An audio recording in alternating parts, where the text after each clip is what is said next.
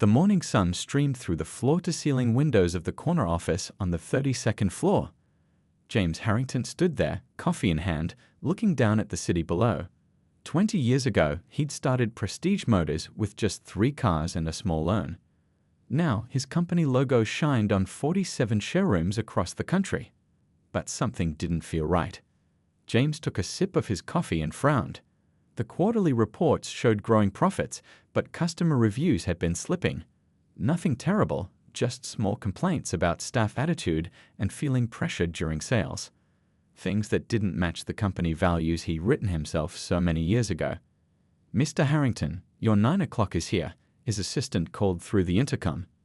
"Send them in," James replied, still staring at the city below. The meeting was another blur of charts and projections. The marketing team talked about luxury lifestyles and exclusive experiences, but James couldn't focus.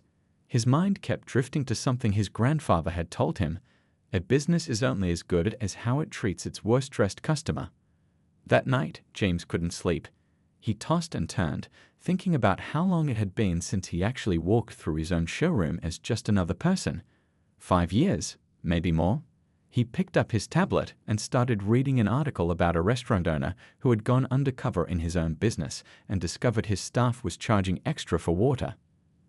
"That's it," James whispered to himself in the darkness. The next morning, he called his most trusted friend George, who ran a small theater in town. "I need a disguise," James explained. "Something that will make my own staff not recognize me." 3 days later, James stood in front of his bathroom mirror, hardly recognizing himself. The makeup artist George had recommended had worked wonders. His usually neatly trimmed salt and pepper hair was hidden under a shaggy brown wig. Glasses with fake lenses sat on his nose. The designer suits he typically wore were replaced with off-the-rack jeans and a slightly wrinkled button-up shirt. "Even my mother wouldn't know me," James chuckled to himself, practicing a slightly different way of speaking. Lower, less confident. He had spent the previous evening creating a whole backstory for Mark Wilson, the character he would play. Mark was a middle school science teacher who had recently received a modest inheritance from an uncle, enough to finally consider buying the luxury car he'd always dreamed of. Nothing too flashy, but definitely a step up from his current 10-year-old sedan. James practiced his story again and again until it felt natural. He even created a fake email address and printed business cards with his new identity. The plan was simple: visit the flagship showroom downtown, the very first Prestige Motors location, and experience firsthand how an average person was treated. "This is the real test," James told his reflection, "not the mystery shoppers we hire who follow a script. Not the customer satisfaction surveys that people rush through. Just the raw, honest experience of walking in as nobody special." As he drove to the showroom in a rental car, his own vehicle would be recognized immediately. James felt strangely nervous. What would he discover? Part of him hoped everything would be perfect, that his staff would treat Mark Wilson with the same respect they showed to celebrities and business tycoons who frequented their showrooms. But another part of him, the part that had been in business long enough to know better, prepared for disappointment. "Time to see the real face of Prestige Motors," James said aloud as he parked across the street from the gleaming showroom with his own name written in elegant script above the entrance. He adjusted his fake glasses, took a deep breath, and stepped out of the car. James took a deep breath as he pushed open the heavy glass doors of Prestige Motors. The familiar scent of leather and new car smell hit him immediately, but for the first time in years, he noticed something else: the supple hint of expensive cologne hanging in the air. The showroom looked exactly as he remembered from his last inspection, yet somehow different from this new perspective. Polished marble floors reflected the overhead lights, making the already gleaming cars shine even brighter. A soft piano melody played through hidden speakers, creating what should have been a welcoming atmosphere. James, or rather Mark Wilson, stood awkwardly near the entrance. He expected someone to greet him right away. That was the protocol, after all. He had written it himself in the company handbook. Every customer deserves acknowledgement within 30 seconds of entering. 1 minute passed, then 5, then 10. 3 salespeople stood chatting near the coffee bar, occasionally glancing his way, but making no move to approach. James watched as a couple in designer clothes walked in, and immediately a salesperson, not one of the three by the coffee, rushed to greet them. He wandered toward a sleek blue sports car, the newest model in their lineup. He had approved its design personally last year. Running his hand along the smooth paint, he waited for someone to notice his interest. 15 minutes in, and still not a single "Can I help you?" James felt a strange mix of disappointment and anger building inside. Was this how Prestige Motors treated people who didn't look wealthy? Finally, after nearly 20 minutes, a salesman approached. James recognized him instantly. Bradley Thompson, one of their highest-performing salespeople. Bradley had won the company's Sales Excellence Award 3 years running. But there was no excellence in how Bradley looked him up and down, taking in the worn jeans and scuffed shoes with a barely concealed sneer. "Can I help you?" Bradley asked, his tone suggesting he'd rather be doing anything else. James cleared his throat, slightly nervous despite himself. "Yes, I'm interested in looking at some of your models. I'm thinking of upgrading my car." Bradley raised an eyebrow. "These vehicles start at $85,000, he said, emphasizing the number as if testing whether it would scare James away. Then, with a dismissive glance at James' attire, he added loudly, "Perhaps you'd be more comfortable at our economy branch across town." The words echoed slightly in the large showroom. A couple nearby turned to look, and James felt his face grow hot with embarrassment. In 20 years of business, he had never imagined his own staff would speak to anyone this way. "I'm aware of the price range," James replied, keeping his voice steady despite his growing anger. "I've been saving for a while." Bradley's phone buzzed, and he checked it immediately, not even bothering to excuse himself. "Look," he said, barely looking up from his screen, "why don't you take a brochure? Think about whether this is really the right place for you, and maybe come back when you've prepared better." The implication was clear: come back when you can dress the part. A well-dressed man walked in, and Bradley's demeanor transformed instantly. His posture straightened, a warm smile appeared, and he took 2 steps backward. "Excuse me," he said to James, not sounding sorry at all. "I need to help this gentleman." James watched as Bradley approached the newcomer with enthusiasm that bordered on reverence. "Good morning, sir. Welcome to Prestige Motors. Can I offer you a coffee while you browse our collection?" Standing alone again, James felt strangely invisible. He had built this company from the ground up, had personally hired many of the original sales team, had drilled into them the importance of respecting every customer. Yet here he stood, treated like an unwelcome intruder simply because of his appearance. He decided to stay, to see just how bad it could get, to understand what ordinary people might experience in the empire he had built. And it was about to get much worse. James stood his ground despite Bradley's dismissive attitude. He would see this through to the end. Adjusting his fake glasses, he stepped closer to the salesman who was already turning away. "Actually," James said with a quiet firmness that made Bradley pause, "I'm interested in the new Prestige Quantum model. I've been following its development for months." The Quantum was their newest model, a sleek electric luxury sedan that James had personally overseen from concept to production. He knew every detail of that car, had approved the final designs, had test-driven the prototypes. It was his pride and joy, a vehicle that perfectly balanced performance and environmental consciousness. Bradley turned back slowly, eyebrows raised in disbelief. "The Quantum?" He let out a short laugh. "That's our premium line, starting at $110,000. He looked James up and down again. "Look, I don't want to waste your time or mine. These cars are for serious buyers." The words stung more than James expected. Not because they were directed at him personally. Bradley had no idea who he really was, but because this was happening in his showroom, to his customers, against everything he believed in. "I am a serious buyer," James insisted, sticking to his backstory. "I recently came into some money from my uncle's estate. I've been driving the same car for 10 years, and I decided it's time to get something special for myself." Bradley's expression made it clear he didn't believe a word. "Right, of course." His tone dripped with sarcasm. "Well, if you're that serious, you'll need to get financial pre-approval before we can even discuss a test drive. Company policy." It wasn't company policy. In fact, James had specifically removed that requirement years ago to make the buying experience more welcoming. I understand, James replied. How do we start that process? Bradley handed him a form. Fill this out completely. I'll need to run a credit check before we go any further. He pointed to a small waiting area. You can sit over there. As James took a seat and began filling out the form with his fictional details, he watched Bradley return to the well-dressed man, guiding him directly to the very quantum model James had asked about. He overheard snippets of enthusiastic description, 0 to 60 in just 3.2 seconds, hand-stitched Italian leather, personalized settings that recognize you when you approach. All the features James knew by heart, being explained to someone else while he sat waiting with a form no other customer seemed required to complete. An hour passed. James watched as Bradley assisted 3 more customers, offering them coffee, demonstrations, even quick test drives around the block. Meanwhile, James's completed form sat untouched on Bradley's desk. Finally, growing impatient, James approached the desk again. Bradley was chatting with 2 other salespeople by the coffee machine. As James neared, he caught the tail end of their conversation.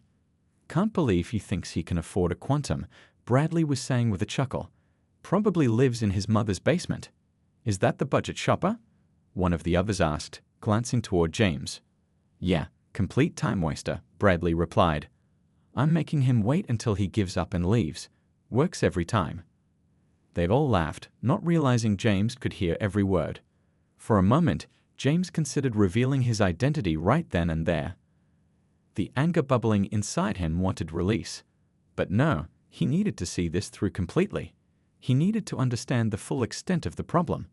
Excuse me, he said, approaching the group. I've completed the form. I'd really like to see that quantum up close now. The 3 exchanged glances. Bradley sighed dramatically. Look, sir, we're pretty busy today. If you want to leave your phone number, maybe we can call you next week. I've been waiting for over an hour, James said, his patience wearing thin. And I've watched you help multiple people who came in after me. Bradley's friendly mask slipped completely. Listen, buddy, he said in a low voice, let's be real here. You and I both know you're not buying a quantum today. So why don't you stop pretending and stop wasting my commission time? James felt his hands shake slightly. In 20 years of business, he had never been so disappointed, so angry, so embarrassed for his company. I'd like to speak to a manager, he said quietly. Bradley smirked. I am the manager on duty today, and I'm telling you that you need to make an appointment and come back another time. It was time for the game to end. Actually, James said, lowering his voice, I'd like to speak with you in private. Is there somewhere we can talk? Bradley rolled his eyes, but a flicker of concern crossed his face. Maybe this shabby-looking man was going to file a complaint. Maybe he had connections Bradley didn't know about. Either way, it was better to handle this away from other customers. Fine, follow me, Bradley said sharply, leading James toward a small office at the back of the showroom. The office was simple but elegant, with a desk and 2 chairs. Photos of award ceremonies lined the walls. In one of them, Bradley stood proudly next to a much cleaner-cut version of James, receiving the Sales Excellence Award from 3 years ago. James noticed Bradley's eyes darting nervously to that particular photo. Make it quick, Bradley said, not bothering to sit down. I have real customers waiting. James took his time, removing his jacket and placing it carefully on the back of a chair. He reached into his pocket and pulled out his phone, setting it on the desk. I wonder, James said, his voice shifting subtly back to his natural tone, what would the CEO think about how you've treated me today? Bradley crossed his arms. Look, if you're threatening to complain to management, go ahead. But I've been the top salesman here for 3 years straight. No one's going to take the word of someone like you over mine. Someone like me, James repeated softly. He reached up and removed the fake glasses. Then, with a quick movement, he pulled off the shabby wig, revealing his neatly trimmed salt and pepper hair.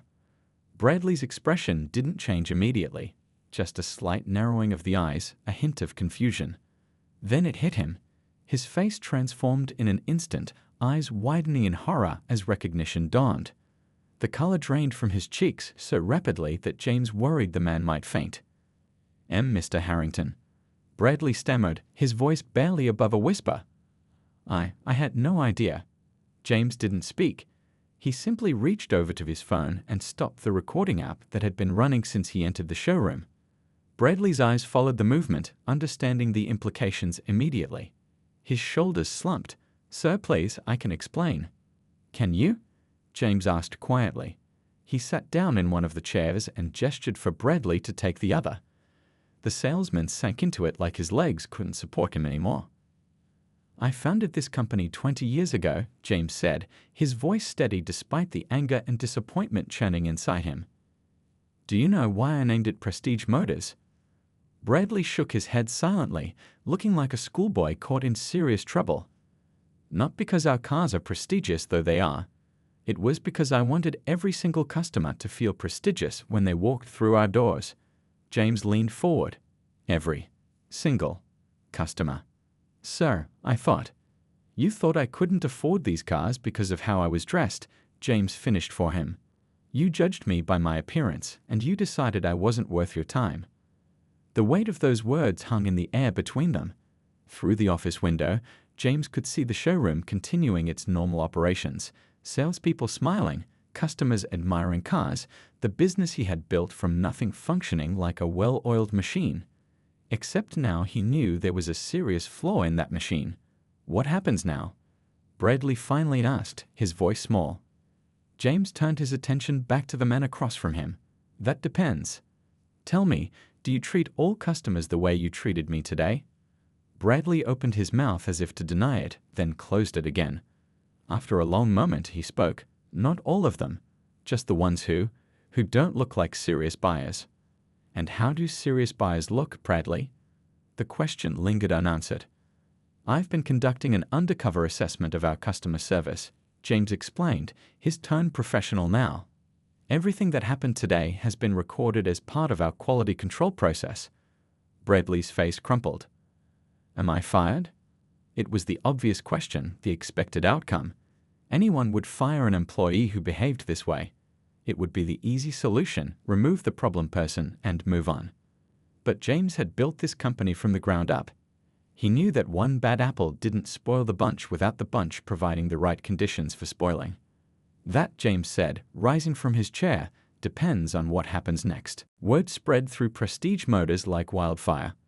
By the next morning, employees in all 47 locations were buzzing with the news. The CEO had gone undercover and caught someone treating a customer badly. The details grew more dramatic with each retelling. Some said James had arrived in a helicopter to fire the offender on the spot. Others claimed legal action was being taken. In reality, James had simply placed Bradley on administrative leave and returned to his office to think. "Get me the customer satisfaction reports from the last 2 years," he told his assistant as he paced the floor of his office. "And I want the security footage from all our showrooms for the past month." For 3 days, James barely left his office. He watched hours of footage, reviewed hundreds of customer comments, and made dozens of calls to long-time customers asking for their honest opinions. What he discovered troubled him deeply. While most reviews were positive, there was a clear pattern in the negative ones. People who didn't look the part reported being ignored, talked down to, or rushed out the door. It wasn't just Bradley, it was happening across multiple locations. On the morning of the 4th day, James called an emergency company-wide meeting. 10 minutes until we're live with all locations, Mr. Harrington, his assistant reminded him. James nodded, adjusting his tie as he prepared to address everyone from the conference room. The large screen on the wall showed a grid of video feeds from all 47 Prestige Motors showrooms across the country. Hundreds of employees waited nervously, the rumors having created an atmosphere of tension and uncertainty. "We're ready when you are, sir," the technician said. James took a deep breath and nodded. The red light on the camera came on. "Good morning," he began, his voice firm but not unkind. "I'm sure by now many of you have heard rumors about what happened at our flagship location earlier this week." He paused, letting his gaze sweep across the many faces watching him. "Rather than let speculation continue, I want to tell you directly what occurred. I disguised myself as an ordinary customer of modest means and visited our original showroom. What I experienced there was," he paused, searching for the right word, "disappointing." The faces on the screens grew tense. No one spoke. "I was ignored for 20 minutes. I was mocked, belittled, and treated as if I didn't belong there. His voice remained calm, but everyone could hear the hurt beneath it. I found that the values upon which I built this company, respect, integrity, and service to all, were not being practiced. James reached for a glass of water and took a sip before continuing. I could name the individuals involved. I could tell you they've been fired. And we could all go back to business as usual. He shook his head. But that would be treating the symptom, not the disease. A murmur ran through the gathered employees on the screens. This isn't about one person making a mistake. This is about a culture that has crept into our company when I wasn't looking closely enough. James leaned forward, his expression earnest. And for that, I take full responsibility. The surprise was visible on the faces watching him. They had expected anger, firings, warnings, not the CEO taking blame. The cars we sell are luxury items, James continued. But respect is not. Respect is a basic right for every person who walks through our doors, regardless of what they're wearing, what they look like, or how much money you think they have. He stood up now, moving closer to the camera. Starting next week, we're making changes. Big changes. Because Prestige Motors is not about prestigious cars, it's about making every customer feel prestigious. The silence that followed was heavy with anticipation. Some of you may be wondering about the employee who was put on leave, James said, addressing the question on everyone's mind. His name is Bradley Thompson. He let the name sink in. Bradley was well known throughout the company as a top performer. Bradley will be contacted tomorrow with my decision regarding his future with Prestige Motors. James looked directly into the camera, his expression more determined than anyone had seen in years. But Bradley is not the only one who needs to reflect on how we treat people. We all do, and that process starts now. The next morning, Bradley sat nervously in the waiting area outside James's office. His usually perfect suit looked slightly rumpled as if he'd slept in it. Dark circles under his eyes suggested he hadn't been sleeping well since the revelation. When the assistant finally said, "Mr. Harrington will see you now," Bradley stood up so quickly he almost knocked over his chair. Inside the office, James was standing by the window, looking out at the city. He turned when Bradley entered. "Please, sit down," James said, gesturing to a chair. Bradley sat stiffly, his hands fidgeting in his lap. "Sir, before you say anything, I want to apologize. My behavior was inexcusable and—" James held up a hand, stopping him mid-sentence. "I've made my decision, Bradley." This was it. Bradley held his breath, bracing for the inevitable firing. "I'm not going to fire you." Bradley blinked in confusion. "You're not?" "No." James sat down across from him. "That would be the easy solution. Fire the problem employee and pretend the problem is solved." He shook his head. "But your behavior wasn't entirely your fault. It was a symptom of a culture we allowed to develop here. A culture that rewards sales numbers above all else, that encourages treating people differently based on how much money they appear to have." Bradley's relief was visible, but uncertainty remained in his eyes. "Then what happens now?" James leaned forward. "I'm establishing a new mandatory training program for all employees. We're calling it Respect First, and I want you to help develop it." "Me?" Bradley couldn't hide his shock. "But I'm the one who—" "Exactly," James nodded. "You're the perfect person to help fix this. You know better than anyone how easy it is to fall into judging customers by their appearance." He placed a folder on the desk between them. "This is your choice, Bradley. You can resign today with a decent severance package, or you can take on this new role and help us change." Bradley stared at the folder, then looked up at James.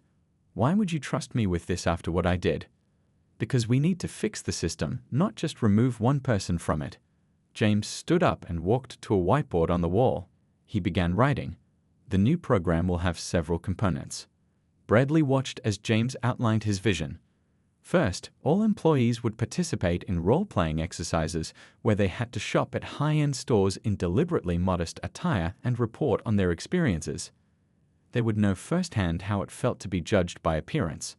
Second, the commission structure would be completely revised. Rather than rewarding only sales numbers, the new system would give equal weight to customer feedback about their experience. Third, Every showroom would begin mystery shopper evaluations, with people of all backgrounds, ages, and styles testing how they were treated. "And that's just the beginning," James said, capping the marker. "We need to redefine what success looks like at Prestige Motors." Bradley sat quietly for a moment, taking it all in. Then he stood up and extended his hand. "I want to stay. I want to help fix this." James smiled slightly and shook his hand. "Good, because we have a lot of work to do." Over the following weeks, the changes rolled out across all locations. At first, there was resistance. Some veteran salespeople complained that the new system would reduce their earnings. A few even quit rather than adapt. But James remained firm. "We're not just selling cars," he told his management team during a particularly tense meeting. "We're selling an experience. And that experience needs to be exceptional for everyone." Bradley threw himself into developing the training program with unexpected passion. Having faced the consequences of his actions, he became the company's most vocal advocate for change. "I was wrong," he admitted openly during the first training session he led. "I lost sight of what matters. But we can do better. We will do better." Slowly but surely, the culture began to shift. Employees who had previously focused only on promising customers began to realize that anyone could be a buyer, or know a buyer, or influence a buyer.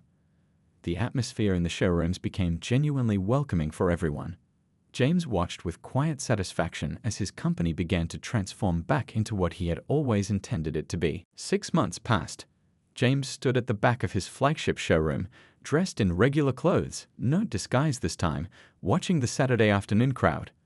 The space looked mostly the same, with gleaming cars and soft music, but something fundamental had changed. A young woman in worn jeans and a simple t-shirt walked in, looking nervous. James watched as 3 different salespeople noticed her. One quickly finished with his current customer and approached her with a genuine smile.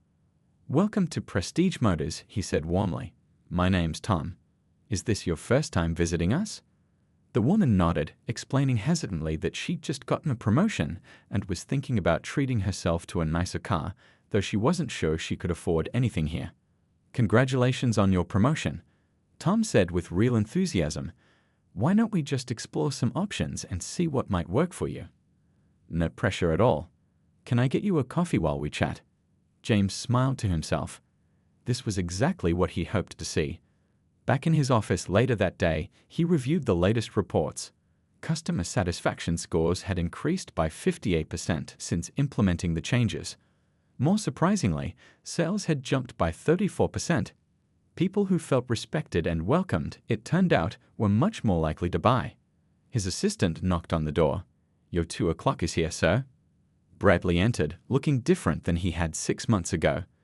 The slick, aggressive salesman had been replaced by someone more genuine. He carried a binder full of papers. "The latest results from the training program," Bradley said, handing it to James. "We've now completed the rollout at all 47 locations. The feedback has been incredible." James flipped through the pages. Comments from employees showed a real shift in thinking. "I never realized how it felt to be judged by my clothes until we did the role-playing exercise. I helped a guy yesterday who I might have ignored before. He ended up buying our most expensive model as a gift for his wife. It's actually less stressful working this way. I'm not constantly trying to figure out who's worth my time, everyone is." "These are impressive," James nodded. "And the business school case study?" "They're sending a team next week to interview us," Bradley replied. "Apparently, what we're doing here is pretty unusual. Most companies just fire people when there's a problem." James leaned back in his chair. "Firing is easy. Changing culture is hard, but worth it." Bradley nodded, then hesitated before speaking again. "I got a call yesterday from that business conference in Denver. They want both of us to speak about the experience." "Both of us?" James raised his eyebrows. "They think it's powerful to hear both sides, the CEO who went undercover and—" Bradley gave a small, embarrassed laugh. "The jerk who got caught. They think other businesses could learn from the whole story." James thought for a moment. "Aren't you comfortable with that? Telling your side?" 6 months ago, no way." Bradley shook his head. "But now? I think it could help other people avoid making the same mistakes I did." As Bradley left, James turned to his computer. He had one more thing to check. He pulled up the customer reviews from the past week and scrolled until he found what he was looking for, a review from the young woman in jeans who had visited that morning. "I went in expecting to be ignored or talked down to," she had written. "Instead, I was treated like I mattered. Tom spent 2 hours helping me find exactly the right car that fit my budget. I've never felt so respected as a customer anywhere. I'll be telling everyone I know about this place." James smiled and closed his laptop. Then he reached for his coat. It was time for another undercover visit, just to make sure things were still going right. But this time, he was pretty sure they would be.